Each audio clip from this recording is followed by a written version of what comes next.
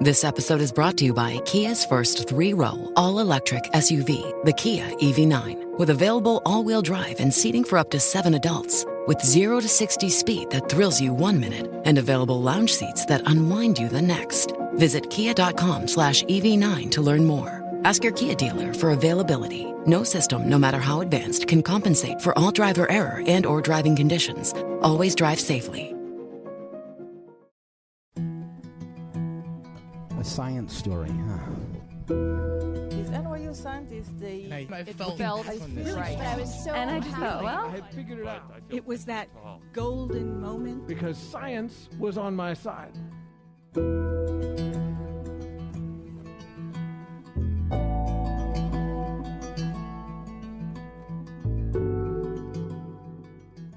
Hey everyone, I'm Ben Lilly, and welcome to the Story Collider, where we bring you true stories of how science has affected people's lives. This week's story is from Robin Dessel. The story was recorded in September 2013 at Littlefield in Brooklyn as part of a partnership with Everyday Health. The theme of the evening was aging.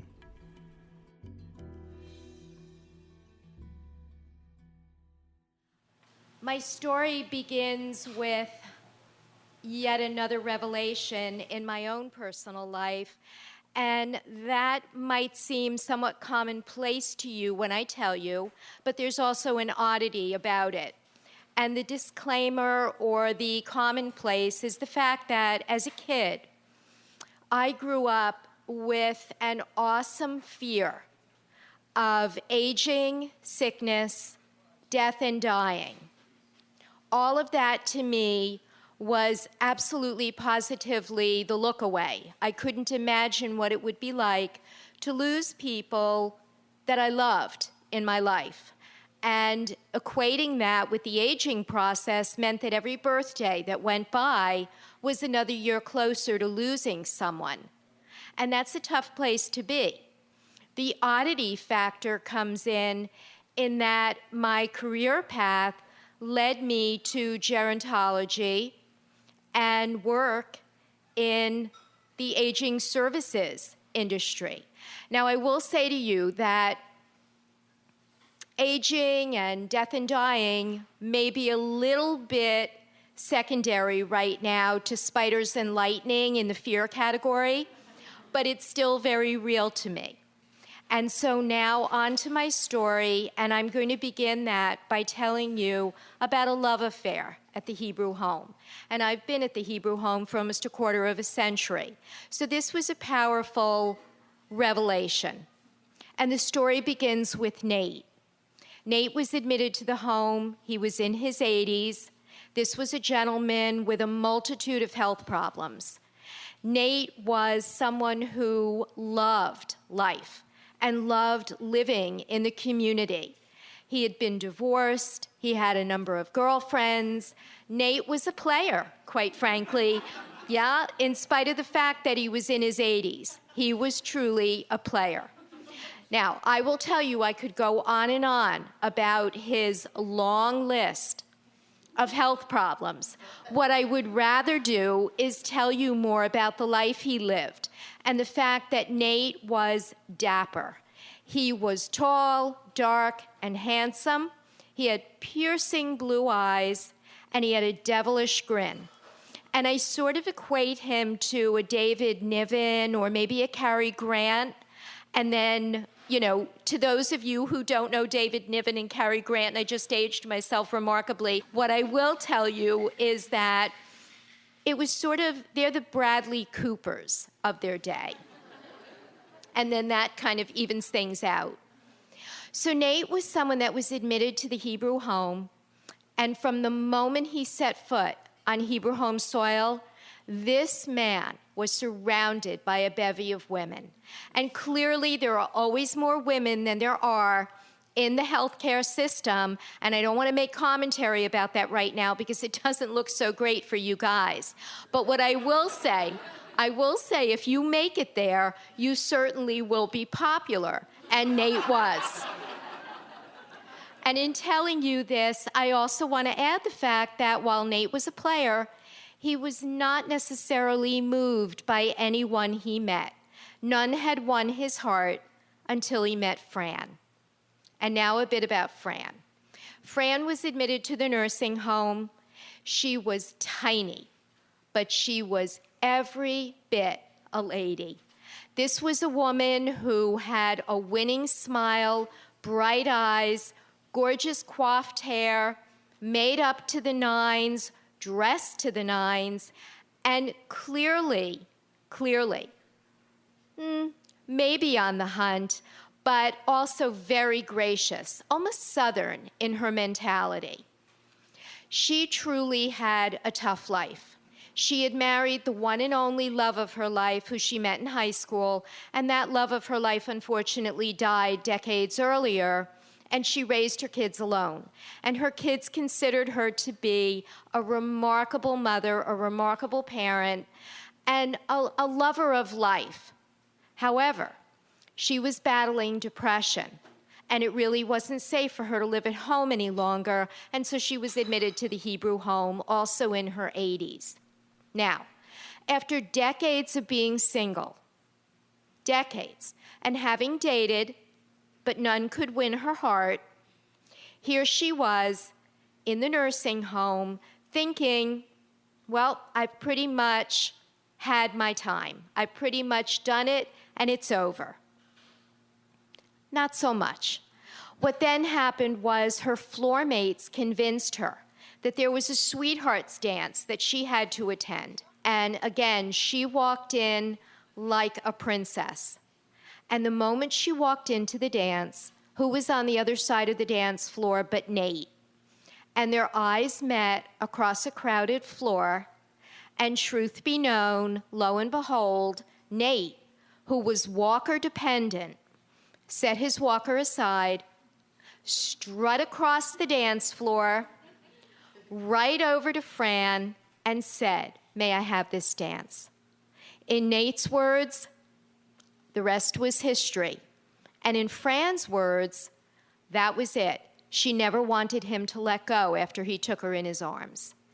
And the two of them started a very real relationship, what I call a twilight love affair, in this nursing home, in this place, which is life's last stop, your last tour in a life's journey, where you go when age and infirmity have overtaken you.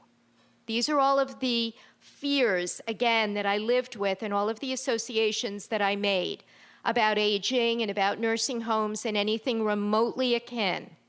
Here were these two, Nate and Fran, in the throes of a twilight love affair. Now, where do I come into the scene? And we're not talking ménage à trois. Okay. You know, we do, in honesty, know that nursing homes are there to provide the best of medical and nursing care, and that is a mission of care. Well, the mission of care didn't exactly have a proviso for love affairs and what you do with sexual activity in a nursing home. And so, as the sexual rights educator, or as I'm fondly known at the Hebrew home, the sexpert, I was called onto the scene. And when I tell you called, I am telling you that my voicemails were full, my emails were threatening that I would lose my privileges if I didn't clean my box, if I didn't empty out and purge, because the staff were beside themselves. They didn't know what to do. They had never come upon this, love and sexual activity in the nursing home. You know, it was brand new. There's no curriculum. There's no training. There's no knowledge and preparation. And they were saying to me, should there even be sex in the nursing home? And should older adults, thank you very much. As I've come to learn, yes, and there will be whether we want it or not. You know, and then it went on, should older adults living in a nursing home be having sex at their age? Is it safe? Are they still willing, able, and interested? And then, Should nursing homes bear responsibility for planning for the sexual rights and needs of their residents? Now, I asked Siri because I figured if anybody, truly, if anybody knows how to answer this question, it's going to be Siri. And what did Siri tell me? Here's what she said. She said, "I do not understand your question. Would you like me to search the web for an answer?" Okay. You know, in so many ways, that is such a universal mindset and understanding. And here I am, the sexual rights educator, not quite certain, and this is no pun, what's my point of entry? Where do you even begin here? I mean, we were so past foreplay and so into the throes and the thick of things that I just had to get down to it. And we met with the staff and we talked. And we talked about their lack of clarity, and we talked about their fears. The fear that if they permitted this activity, what would come to bear? They would be held responsible. The fear that if the couple was injured, either one of them or both, they would be held responsible. Look how tiny the beds are, they would say. If they even move left, right, or sideways, they're going to be on the floor. And they both have health problems. What happens if they break a hip? Okay. We moved out of that venue onto what happens if the family disagrees. All right. These were all legitimate concerns. But then, the gazillion-dollar question. What happens when I go into the room to render evening care and the two of them are naked and they are in bed and they are doing things that I should not be seeing, that no one else should be seeing? And you know, that's when you take a step back for a second and you say, well, hold on a minute here. You know, I can intellectualize this. I can, legislate, I can legitimize, I can talk a blue streak about this, but the bottom line reality is they're the people walking into the room and seeing this, and quite frankly, if someone walked in on me or I walked in on someone else, I would think it would be a tad unnerving. So what do you do? And what we decided to do was come together and plan. What do you do? And we brought Nate and Fran in on the conversation because we weren't talking about them. We wanted to hear from them what they recommended. Nate, of all people, said, well, do you remember in the day when you were back in college and they used the sock on the door?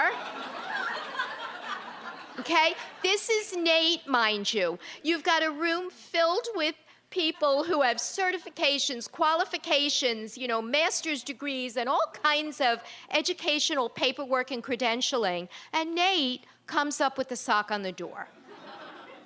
Lo and behold, we did apply a very similar concept. We used a yellow ribbon.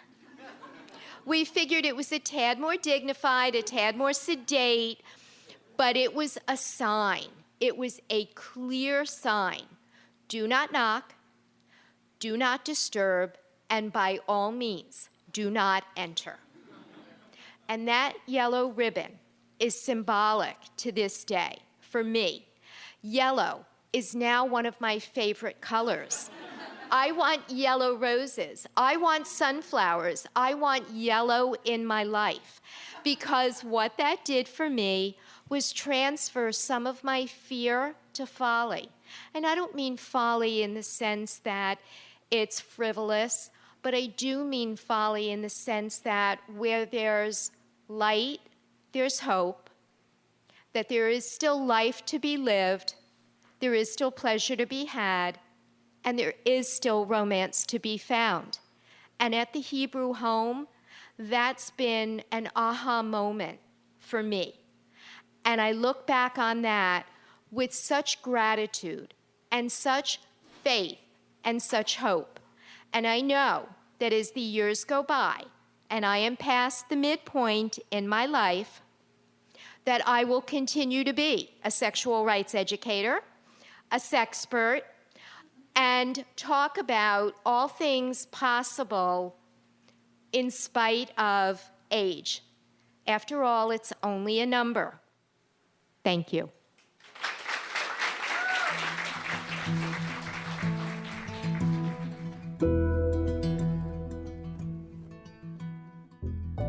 That was Robin Dessel. Robin has over 25 years of experience at the Hebrew Home at Riverdale and oversees vision care, memory care, and sexual rights and expression. Robin co-authored the nation's first sexual rights policy for residential health care, recognizing the sexual rights of all residents, including those with dementia. For more science stories, take a look at storycollider.org, where we have archives of the podcast and upcoming events. We're coming soon to Pittsburgh, London, and New York City. The Story Collider is produced by me, Brian Wecht, Aaron Barker, and Ari Daniel. The podcast is produced by Rose Eveleth. Additional help from Brooke Williams, Lena Groger, and Justin D'Ambrosio. The theme music is by Ghost. Special thanks to Littlefield for hosting the show, to Everyday Health for being wonderful partners, and to Chance for having us do a show on aging on my birthday. I know I said that last week, but I'm still not over it. Thanks for listening.